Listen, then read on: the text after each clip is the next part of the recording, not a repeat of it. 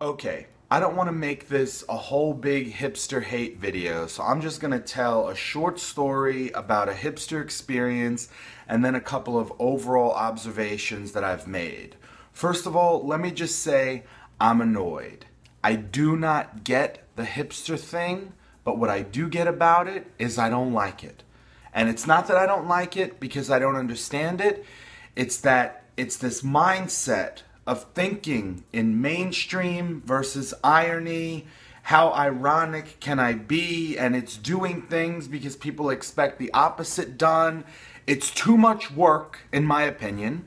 And I think that there are good hipsters and bad hipsters. For example, and I'll get to the story in a minute, if I go to a restaurant and the chef in the back is a hipster by definition, you know, he's riding a tricycle or a unicycle to work. He's got the ironic mustache. He's listening to vinyl records. He sews his own clothes. He wears a hat in the summer like the typical hipster. If he happens to make innovative food and I have a great time at what I think is a non-hipster restaurant but with a hipster chef, what does that make me? What does that make you if you enjoy the fruits of a hipster's labor, right? Think about that for a minute. Now let me go back to the story. We were invited to a birthday party last night in Williamsburg, a gay bar. Ironically gay, mainstream gay, I don't know. It was a gay bar on Metropolitan Avenue called Metropolitan Bar.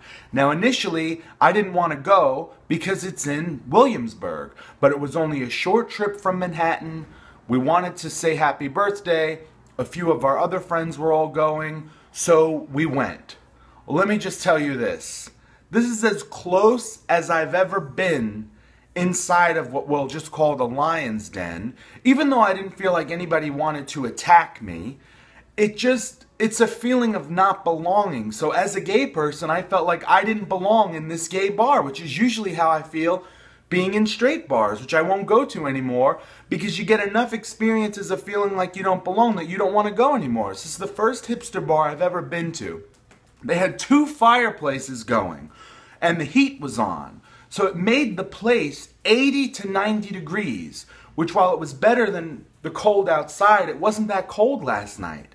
So at one point, everybody was sweating that I even wanted to take my hat off, and I never take my hat off. Well, guess what? The hipsters with their full warm beards were wearing woolen hats. I said to 2 people, aren't you hot in that hat? And I just got like, nah brah, what is that? They're not even supposed to say that. Well, then they see me, right? With my, again, I don't think in mainstream, but I had on what would be considered a mainstream store's hat, maybe a mainstream store's shirt. Again, I don't think in terms of irony and mainstream. They do. So I go up to these 2 just to mess with them, right? Which maybe I shouldn't do, but you know what? I want to go straight to the horse to get my information. So I say, hey, is this a gay bar? Right? I say that to two guys who fit the hipster picture. And one of them says to me, yeah, dude, it is. You're in the wrong place. And I said, no, I'm gay. Then they were both shocked to see that I was gay. Maybe they view me as a bro. I don't know, because I don't fit in there. I'm not drinking a Pabst Blue Ribbon beer. I'm wearing this hat. I'm wearing this shirt. They view me as a certain type the same way I view them as a certain type. The video is going on for too long. I don't know how many of you are still tuning in. The point is, we start talking about Brooklyn. I tell them I'm from Park Slope and I live in Bensonhurst. They tell me they're from Brooklyn. They live in the Burgh. And I said, oh, so you're from Brooklyn? They laugh at me and say, no, I'm from Nebraska. He's from Florida. And their names were Austin and Jake, which is the exact names that the blogs all talk about the hipsters giving themselves or changing their names to or pretending that it's their name. And they're all from Nebraska, Wisconsin, Florida. I just don't get it. It makes me mad to have to think about. It's like if you're a certain type of person, you're that type of person. You shouldn't have to try and try and try to exude this non-personality, bow tie, beard, Pabst Blue Ribbon. I just don't get it.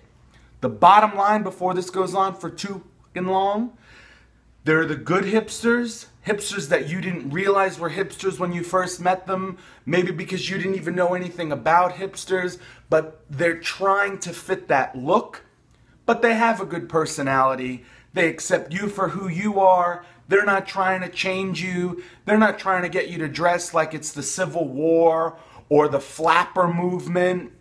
They're not trying to do any of that. They just are who they are. They get along with other types of people, but they do try to be and look like what they think a hipster is. Then there are what would be the real hipsters, which is an ironic sort of an oxymoron because the hipster doesn't really exist, because the hipster doesn't... I also asked people if they were hipsters last night and they got pissed. That term puts people in a box. That term creates a line. It's a boundary. And so I said, okay, I brought up the H word. I'm sorry that I brought up the H word. Last but not least, I really don't know what to say about this fake way of pretending to go through life, being a kid without a job, with a fake job. I think if you have any job that brings you money, it's a job. But when you seek out jobs out of the irony of getting this job, it just... I'm getting mad and itchy talking about it.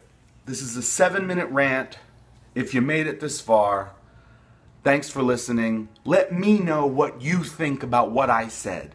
Does it make sense? We shouldn't even be wasting brain cells on this, but we are, and I will never, ever go to a bar in W-burg again. Thanks for watching.